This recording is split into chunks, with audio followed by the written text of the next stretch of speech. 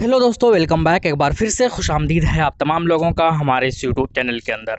आइए दोस्तों, बात करेंगे इस वीडियो के अंदर हम लोग वेस्ट बंगाल के अंदर AIMIM और ISF जो है, ये दोनों मिलकर इस बार अपना गवर्नमेंट में बहुत अहम भूमिका निभा सकते हैं। कैसे, किस वजह से मैं कह रहा हूँ, आइए लॉजिक से इसे समझने की कोशिश करते हैं, डाटाज देखते हैं और उसी डाटा के बुनियाद पर जो है हम लोग ये समझेंगे कि किस तरीके से ISF और AIMIM जो है इस बार बहुत बड़ा रोल प्ले करेगा बंगाल के अंदर। और यही वजह है कि लोग कह रहे हैं कि इमेच्योरिटी दिखाई है ISF ने, क्योंकि वो 37 सीटों पर मान गए हैं। क्यों कह रहे हैं लोग कि उन्होंने इमेच्योरिटी दिखाई है? उनको तजर्बा नहीं है सियासत का, इसीलिए वो अभी पता चल जाएगा कि उन्होंने लोग क्यों बातें कर रहे हैं कि वेस्ट बंगाल के अंदर ISF और AIMIM का बहुत बड़ा रोल रहने वाला है। चलिए शुरू करते हैं दोस्तों। जो नए हैं वो बराए मेहरबानी चैनल को ज़रूर सब्सक्राइब करें और वीडियो को ज़रूर लाइक करें। टोटल सीट की अगर बात करते हैं हम लोग, विधानसभा सीट की, असेंबली सीट की बंगाल के अंदर तो 294 है, 294।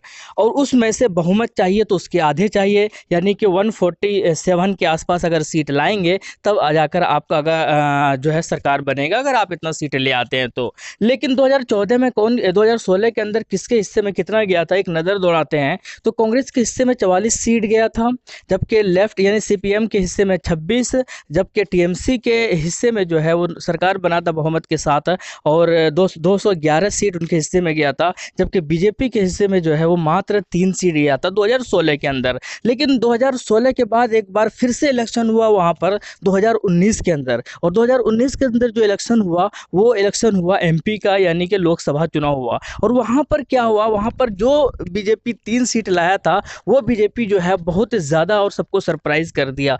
क्या हुआ था वहाँ पर, आइए थोड़ा सा एक नज़र दौड़ाते हैं। 2019 की अगर बात करते हैं तो 18 सीट जो है बीजेपी हासिल करती है वहाँ पर, जो कि मात्र 3 सीट जो है असेंबली के अंदर हासिल किया था 2016 के अंदर। लेकिन 2019 के अंदर जो है वो 18 सीट हासिल करता है बीजेपी, और 22 सीट जो है वो TMC हासिल करता है, और 2 सीट जो है वो कांग्रेस हासिल करता है लोकसभा के अंदर। MP की मैं बात कर रहा हूँ। तो अगर 18 सीट, 18 लोकसभा सीट की अगर बात करें, उसको विधानसभा सीटों में कन्वर्ट किया जाए तो कमोबेश हर एक लोकसभा सीट में जो है वो 7 विधानसभा सीट होता है। तो इस तरीके से 18 × 7 किया जाए तो 126 जो है ये टोटल विधानसभा सीट हो जाते हैं। अगर इसी तरीके से 22 यानी कि जो कि TMC ने लाया था उसको 7 से मल्टीप्लाई किया जाए तो 154 जो है ये सीट हो जाते हैं विधानसभा सीट। जबकि कांग्रेस का अगर बात किया जाए तो 2 MP थे उनके बंगाल के अंदर, और उसको अगर 7 से मल्टीप्लाई किया जाए तो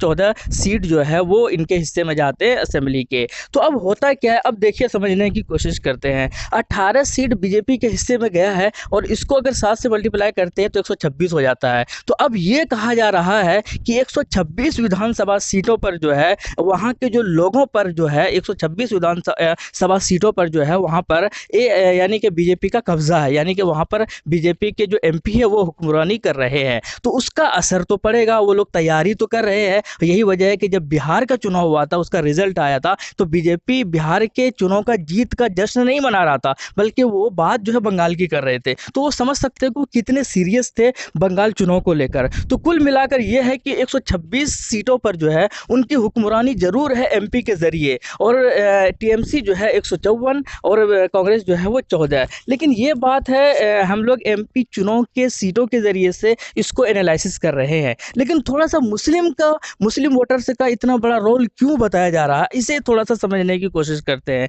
चलते हैं हम लोग मुर्शिदाबाद के अंदर। मुर्शिदाबाद के अंदर मुसलमानों की आबादी की अगर बात की जाए, मुस्लिम वोटर्स की अगर बात की जाए तो 66.3% है, यानी कि लगभग 64% जो है वहाँ पर मुस्लिम वोटर्स है मुर्शिदाबाद के अंदर। इसको अगर नंबर ऑफ विधानसभा सीट में कन्वर्ट किया जाए तो 22 सीट जो है ये मुर्शिदाबाद से निकल कर आते हैं, जो कि मुसलमानों का मेन रोल होता है। यानी कि आप समझ सकते हैं 64% बहुत होते हैं, और जीत और हार के हराने के लिए जो है वो 50% ही बहुत होते हैं, 40% ही बहुत होते हैं। तो यहाँ पर तो लगभग 67% है, सॉरी।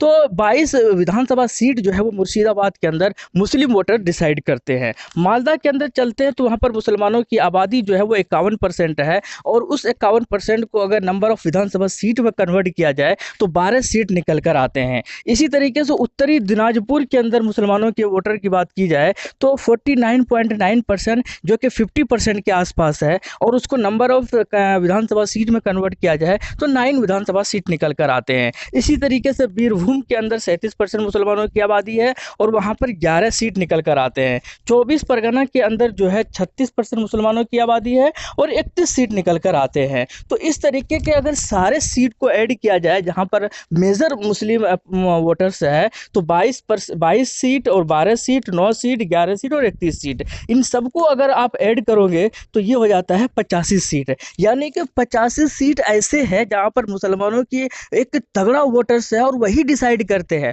उसमें किसी दूसरे का बहुत बड़ा रोल नहीं होता है। जबकि ये तो मैं सिर्फ मेजर वोटर्स की बात कर रहा हूँ मुसलमानों के, इसके अलावा अगर कुछ सप्लीमेंट्री देखा जाए तो वहाँ पर जो है इस तरीके से टोटल सीट 110 115 सीट हो जाते हैं, जहाँ पर मुसलमान जो है एक डिसाइडिंग फैक्टर बनता है किसी को भी जिताने या हराने के लिए। तो कुल मिलाकर 294 में से अगर 85 को निकाल दिया जाए जहाँ पर मेजर मुस्लिम वोटर्स है तो बचते हैं 209। तो 209 में से अब बीजेपी का 126 सीटों का कब्जा है, तो इतने लाएंगे नहीं। सर्वे भी हुआ था और सर्वे में भी हालांकि कुछ जरूर मीडिया वालों ने बात किया था कि बीजेपी की जीत हो रही है, लेकिन ज़्यादातर इस बात पर सहमति थे कि फिलहाल टीएमसी की जीत हो रही है। लेकिन फिर भी वो लोग कह रहे थे कि 70 से 80 सीट जो है वो बीजेपी ले आएंगी। तो इस हिसाब से, उस सर्वे के हिसाब से अगर हम लोग बात करें तो 70 से 80 सीट अगर बीजेपी के हिस्से में जाती है और 20 सीट जो है कांग्रेस के हिस्से में जाते हैं, लेफ्ट को भी अगर 20 से 25 सीट मिलते हैं, और तो फिर एक बहुत बड़ा रोल प्ले होने वाला है।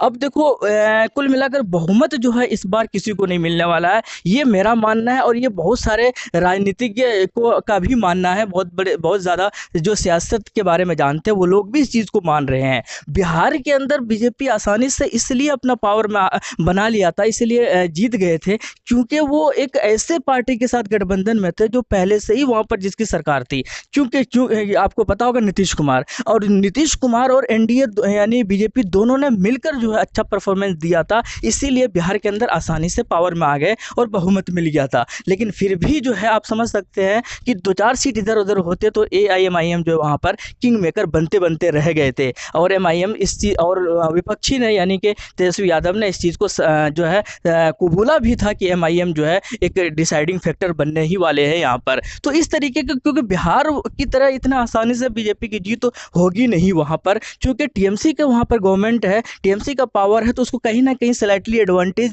मिलेगा ही मिलेगा बंगाल के अंदर। लेकिन बहुमत इसलिए नहीं बताया जा रहा है कि टीएमसी को मिलेगा क्योंकि टीएमसी का जो वोटर्स हुआ करते थे वो मुस्लिम वोटर्स हुआ करते थे। अब चूँकि वहाँ पर बंगाल के अंदर उस वक्त यानी कि पिछले बार ना ही एमपी के अंदर ना ही विधानसभा के अंदर जो है वहाँ पर एआईएम पार्टी थी और ना ही जो है आईएसएफ की पार्टी थी। अब चूँकि एआईएम की भी पार्टी है बंगाल के अंदर और आईएसएफ भी है बंगाल के अंदर, तो टीएमसी के जो वोट्स है वो जरूर कटेंगे, क्योंकि बीजेपी के जो सपोर्टर्स है वो नहीं करने वाले हैं एआईएम और आईएसएफ को, लेकिन जो करेंगे वो टीएमसी के पार्टी का ही होगा। तो अल्टीमेटली नुकसान जो है वो टीएमसी के पार्टी को होने जा रहा है। और अब चूंकि 37 सीट लाए हैं, 37 सीट मिला है आईएसएफ को, और ये 37 सीट बड़ा अच्छा जगह पर है जहाँ पर मुसलमानों की बड़ी आबादी है। और उसका मेन रीज़न अभी ये भी है कि फुरफुरा शरीफ के अंदर 3 दिन का सालाना जुलूस हो रहा है, जैसे कि 6, 7, 8 ये 3 दिन अभी हो रहा है सालाना जुलूस वहाँ पर फुरफुरा शरीफ के अंदर,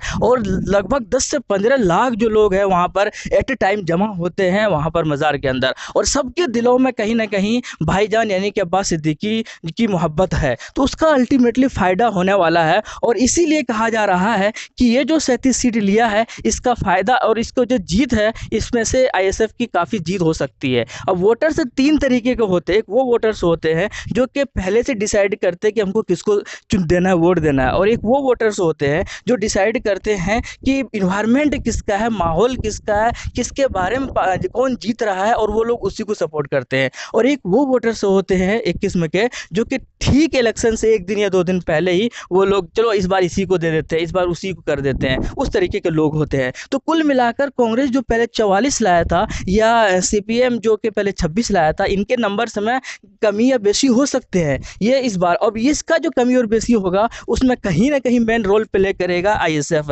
क्योंकि आईएसएफ मात्र 37 सीटों पर लड़ रहे हैं। बाकी जो जगह पर 85 में से वहाँ पर जो है वो 37 के अलावा वहाँ पर जो है वो लेफ्ट होंगे या फिर आप कांग्रेस होंगे या AIMIM होंगे, और मुस्लिम जो है वो इन्हीं में से किसी को देगा। तो टीएमसी से शायद थोड़े से खफा ज़रूर है वहाँ के मुस्लिम, तो इसीलिए जो है फ़ायदा जो है कांग्रेस से, इसीलिए इसी मनसूबाबंदी के साथ जो है कांग्रेस ने मात्र 37 सीटों पर दिया है। अब चूंकि बहुमत मिलेगा नहीं किसी को, और ऐसा माना जा रहा है कि आईएसएफ जो है कम से कम 25-30 सीट जो है आसपास ला सकती है, अगर सब कुछ ठीक ठाक रहा, इसी हिसाब से चलता रहा तो उसके बाद AIMIM जो है, अभी हालांकि उन्होंने फिक्स नहीं किया कि कितने सीटों पर चुनाव लड़ेंगे, लेकिन वो भी जो है अगर सब कुछ ठीक ठाक रहा तो वो भी जो है 10-15 सीट तो ले ही आएंगे। और अगर इस तरीके से बाद में बहुमत नहीं मिलती है किसी को, और बाद में ISF और AIM जो है वो बहुत बड़ा रोल प्ले करेगा सरकार बनाने में, लोग इनको कहेंगे कि हमारे साथ आइए। अब ये लोग बीजेपी के साथ तो जाएंगे नहीं, या तो लेफ्ट और कांग्रेस के साथ जाएंगे, अगर इतना में बहुमत मिल जाता है तो, अगर कांग्रेस और लेफ्ट इतना ले आता है सीट के दोनों मिलकर सरकार बन जाते हैं तो ये लोग बना लेंगे, नहीं तो फिर अल्टीमेटली टीएमसी के साथ जाएंगे, और फाइनली इन लोगों के पास या टीएमसी के पास कोई ऑप्शन नहीं होगा, और वो फाइनली जो है AIMIM को अपने साथ लेंगे ही लेंगे, ISF को अपने साथ लेंगे ही लेंगे। उसके बीच में शायद जो भी चीज़ें, जो भी टर्म कंडीशन रखा जाए उनको फुलफिल होगा। तो शायद ISF के अब्बास सिद्दीकी साहब यही चाहते हैं कि सियासत में हमारी भी हिस्सेदारी हो, AIMIM भी चाहते हैं कि सियासत में हमारी हिस्सेदारी हो। अब चूंकि फिर इन लोगों को अगर मंत्री पद या फिर डिप्टी CM ये सारे जो मंत्रियों वगैरह जो भी डेजिग्नेशन या पद है, इन सबको दिया जाए और एग्रीमेंट होते, एग्री करेंगे ये लोग, तो शायद फिर ये लोग बात बन जाएगी। लेकिन कुल मिलाकर यही है कि इस सर्वे से ये पता चल रहा है कि बहुमत जो है, हालांकि कुछ लोग ये ज़रूर कह रहे हैं कि टीएमसी को जीत हो रही है, लेकिन वो सिर्फ शहरों के आंकड़े के हिसाब से बात कर रहे हैं। वो जो सर्वे किया है वो शहर के लोगों से बात करके सर्वे किया है, लेकिन गाँव के जो सर्वे है उनको इंक्लूड नहीं किया है, जिसकी वजह से ये आंकड़े जो है फेरबदल होते रहते हैं। यही वजह है कि बिहार के अंदर भी ये आंकड़ा फेल हो गया था, ये सर्वे फेल हो गया था, और यही वजह है कि टीएमसी यानी कि बंगाल के अंदर भी ये आंकड़े में आपको फेरबदल होते हुए नजर आएंगे। तो कुल मिलाकर यही है कि AIMIM और अब्बास सिद्दीकी साहब जिस तरीके से चल रहे हैं, तो ये शायद बहुत बड़ा रोल प्ले करने वाले हैं वेस्ट बंगाल के अंदर। बहुत बड़ी जीत होने वाली है वेस्ट बंगाल के अंदर इन मुसलमानों की, और क्योंकि ये लोग थक चुके हैं और अपनों को अपनाने में लगे हुए हैं, और इसका फ़ायदा जो अल्टीमेटली कहीं ना कहीं ज़रूर होने वाला है। जैसे कि मुर्शिदाबाद के अंदर, मालदा के अंदर, उत्तरी दिनाजपुर के अंदर, बीरभूम के अंदर, 24 परगना के अंदर, ये ऐसे क्षेत्र है जहाँ पर मुस्लिम वोटर्स बहुत ज़्यादा है। अगर इनमें से आधे भी दे दिया जाए, एक साथ सपोर्ट होकर, एक साथ यूनिट होकर अगर सपोर्ट कर दें, तो शायद बहुत आसानी के साथ जिसे चाहे वहाँ से उसे निकाल सकते हैं। लेकिन आप क्या कहते हैं कमेंट सेक्शन में ज़रूर बताइएगा, और उम्मीद यही है कि ये वीडियो आपको पसंद आया होगा। पसंद आया तो वीडियो को ज़रूर लाइक कीजिएगा, और आप अपनी राय ज़रूर रखिएगा। आप किसे जीतते हुए देखना चाहते हैं, किसके सरकार बनते हुए देखना चाहते हैं। मुझे लगता है कि AIMIM और ISF और TMC मिलकर शायद आपको सरकार बनते हुए जो है आपको नज़र आ जाए, तो इसमें किसी को हैरानी नहीं होगी। शायद कुछ लोगों को शायद इसमें हैरानी हो सकती है, लेकिन मुझे नहीं लगता कि ज़्यादातर लोगों को हैरानी होगी। आप क्या कहते हैं कमेंट सेक्शन ज़रूर बताइएगा। शुक्रिया, जय हिंद, लव यू।